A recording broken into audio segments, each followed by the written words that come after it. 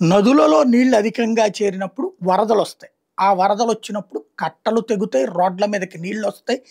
ఆ లోతట్టు ప్రాంతాల్లో ఉన్నాయి మునుగుతాయి. ఒక్కోసారి ఆ నీళ్లు ఎక్కువైతే లోతట్టు ప్రాంతాలు దాటి ఎగువ ప్రాంతానికి వెళ్తుంటాయి. ఇది నదీ ప్రవాహపు తీరు.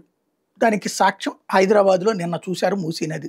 ఆ మధ్యన కృష్ణా నది చూశారు, లేకపోతే బుడమేరు చూశారు. ఇవి జల ప్రవాహంలో నదులు, వాగులు, వంకల ప్రవాహానికి సంబంధించిన పద్ధతి. సముద్రానికి 2 పద్ధతులుంటాయి. ఒకటి సునామీ, రెండవది ఉప్పెన.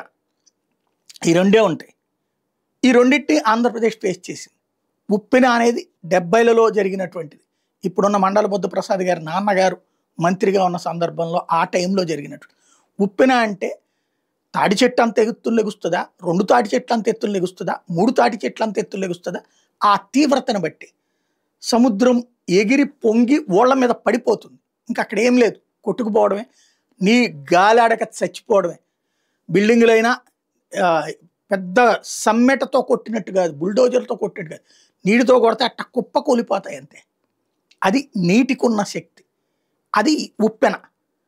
అయితే అది 70లలో కాబట్టి నాబోటోళ్ళం కూడా నేను పుట్టిన తర్వాత ఒక 3 ఏళ్ల కంటే, కాబట్టి నాకు ఆ టైంలో ఆ వయసు లేదు కాబట్టి చూడలేదు, అవగాహన లేదు. కానీ సునామీని ప్రత్యక్షంగా చూసాం, కవరేజీలు కూడా ఇచ్చాం. సునామీ అంటే ఏంటి? సముద్రం లోపల ఉన్నటువంటి అగ్నిపర్వతాలు పేలి నీళ్లు ఒక్కసారిగా పొంగుతాయి అన్నమాట. ఎగిరి మీద పడవు, పొంగుతాయి. ఆ పొంగుతో ఒక్కసారిగా ముంచేస్తాయి. అయితే సునామీ అప్పుడు ప్రత్యేకం ఏంటంటే, ఈ అగ్నిపర్వతాలు పగిలినప్పుడు నీళ్లు లోపలికి వెళ్ళిపోతాయి, అవి నీళ్లు వెనక్కి వెళ్ళిపోతాయి. అప్పుడు కూడా సునామీ అప్పుడు అదే జరిగింది. ఫస్ట్ నీళ్లు లోపలికి వెళ్ళిపోయినాయి. అప్పుడు అందరూ ఏదో స్నానాలు చేస్తున్నారు. ఆ టైంలో ఏదో అకేషన్ ఉంది. స్నానాలు చేస్తుండగా ఒక్కసారిగా నీళ్లు వెనక్కి పోయేటప్పటికి ఆ వెనక దాకా వెళ్ళి స్నానాలు చేస్తున్నారు. సాధారణంగా పాటు పోటు అన్నటువంటిది ఉంటుంది. అంటే పౌర్ణమి అమావాస్యలప్పుడు మనం శాస్త్రం ఎంత ఎదిగినా, శాస్త్రీయత ఎంత ఎదిగినా, ఈ విషయాలలో ఇంతవరకు పోటు నాపలేరు, పాటు నాపలేరు ఏ శాస్త్రవేత్తలు కూడా. అది సముద్ర గమనం. ఈ అమావాస్యప్పుడు పొంగడాల, లేకపోతే పౌర్ణమప్పుడు తగ్గడాల, ఇట్లాంటిది ఒక సిస్టమ్ నడిచిపోతూ ఉంటుంటుంది. అలాగే అనుకున్నారు. కానీ మత్స్యకారులు చెప్పారు, పాటు పోట్లప్పుడు ఎక్కడి దాకా వెళ్తుందో మాకు తెలుసు, ఇంతకంతటే దారుణంగా వెనక్కి వెళ్ళడం అన్నది ఇప్పుడే చూస్తున్నామని. అధికారులు పట్టించుకోలేదు, ఎందుకంటే ఎప్పుడు అట్లాంటివి చూడలేదు కాబట్టి రొటీన్ అనుకున్నారు.